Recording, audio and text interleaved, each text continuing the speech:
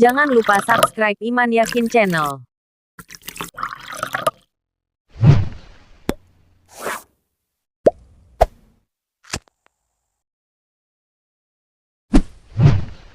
Ya itu ya disiksa, ya disalib, ya itu bukan hal yang aneh bagi orang Kristen itu, karena sebelum peristiwa itu terjadi itu sudah diberitahukan ya.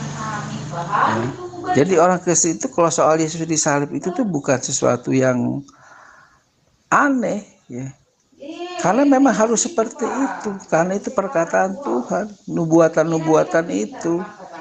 Ya kalau orang Islam itu ya wah ini nggak benar nih, wah ini nggak begini, nggak begona, nggak begana. Itu karena apa? Karena di Quran itu tidak ada kitab para nabi. Mana ada kitab para nabi? Mana ada kitab Yesaya? Mana ada kitab Yeremia? Mana ada kitab Yehezkiel? Makanya kalian pasti menyangka karena kitab para nabi di Al-Quran itu tidak ada. Saya itu kalau berkata yakin pasti yakin, ya tidak perlu untuk bertanya Anda yakin, gitu kan? Ya yakinlah Tuhan Yesus Kristus, gitu kan? Tuh sudah dinyatakan Tuhan Yesus Kristus pasti Tuhan.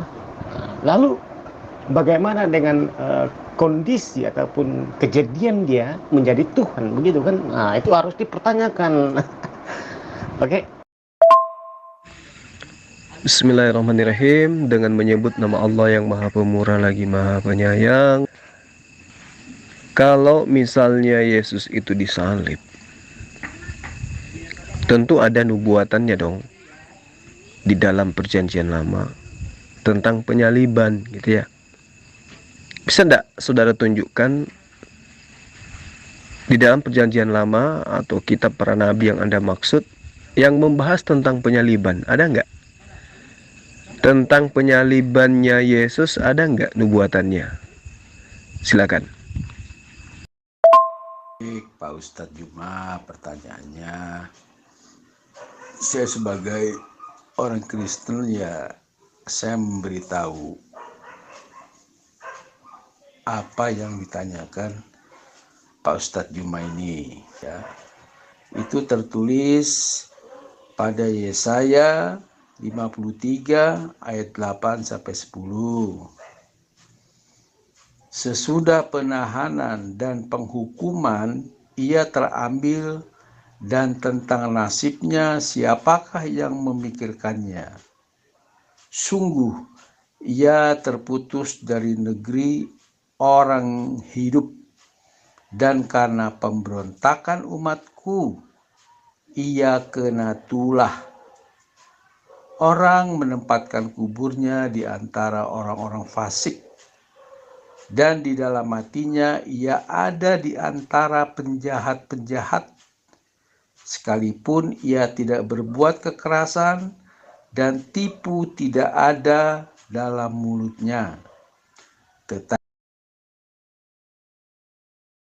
tetapi Tuhan berkehendak merembukan dia dengan kesakitan apabila ia menyerahkan sebagai korban penebus salah.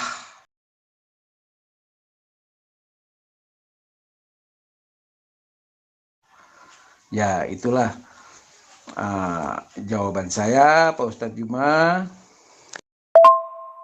Coba teman-teman Kristen tunjukkan di mana nubuatan tentang penyaliban di dalam perjanjian lama.